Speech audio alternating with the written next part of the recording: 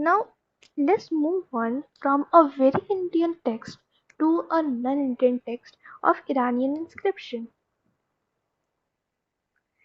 Iranian inscriptions were important for the origin of the term Hindu. The term Hindu occurs in the inscription of 5th to 6th century BCE, derived from the Sanskrit term Sindhu. The linguistic become H in Iranian. So yeah, firstly to know that why Iranian inscriptions are very important, we need to know the origin of the term Hindu. Sometimes it is not possible for them to pronounce the word S, Sindhu, so they convert the S into H and make this Hindu. We can also find the evidence like we say today Sindhu Ghati, but that Sindhu is not available today because that has been replaced by an big H due to the influence of the Iranian literature over here. Therefore, the earlier stage, the term Hindu means a territorial unity, and today it's just a religion. So in earlier time, it was neither a relation nor a community. Our ancient poets, philosophers, writers viewed the country as an integral unit. They spoke of the land stretching from Himalayas to the proper domain of single universal monarch, the king who tried to stabilize their authority from Himalayas to the Cape Commonian, from the valley of Brahmaputra in the east and the land beyond Indus in the west.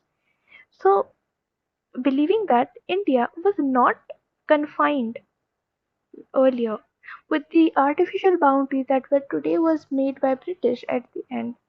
But yes, there was a boundary that was reached by the powerful kings, and that one was known as the Indian subcontinent, which was under the rule of single and universal monarch, an empire that was extended from Himalayas to the very south, from the east to the very west. And these were known as Chakravartis. Chakravartis is a title given to the king who have been conquering all day round and has acquired the largest of the territory. We can know the name of the Ashoka, who was one of the Chakravartis, because he was the one to almost won over the whole India.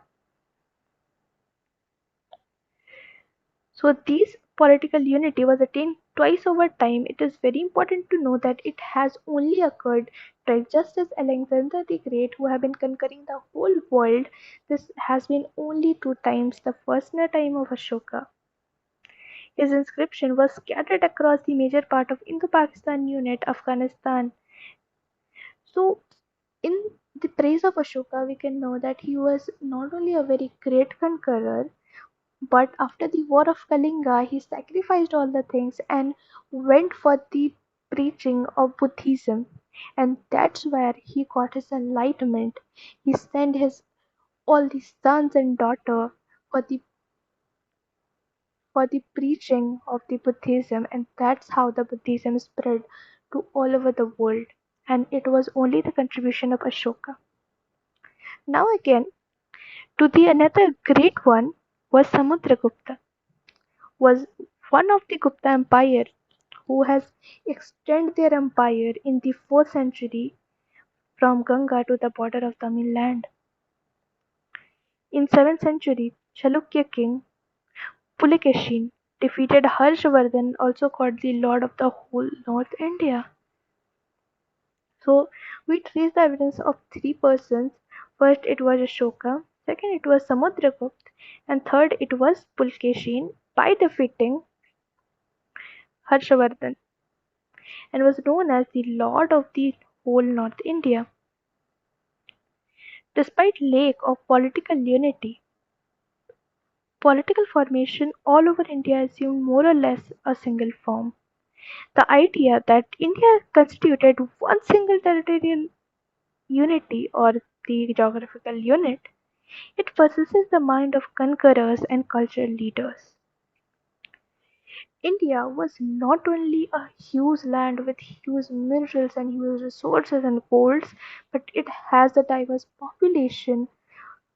The one from Arabs, the one from Buddhists made their way to India and influenced people. This were a casket where they can get the people who will follow their religion and diverse and disperse it all over the world. So India was a very important social, political and a cultural location at the time. So it was importance from not only the mind of the conquerors but also the cultural leaders. The unity of India was also recognized by the foreigners. They first come to contact with the people living in the Sindhu or the Indus and named the entire country after this river. The word Hind, Hindu, has been derived from the Sanskrit term Sindhu on the basis came to know as India. It is very close to the Greek term Hind in Persian and Arabic language. So we can see how the India got its name with the transformation of the time. It was first the contribution of Iranians and now a Greek term that made it Hind or India. So firstly we can see the people have came into the existence when it was known as Hind. The people of Greek have came to India and has named it Hind or Hindu after the Sanskritic term Sindhu.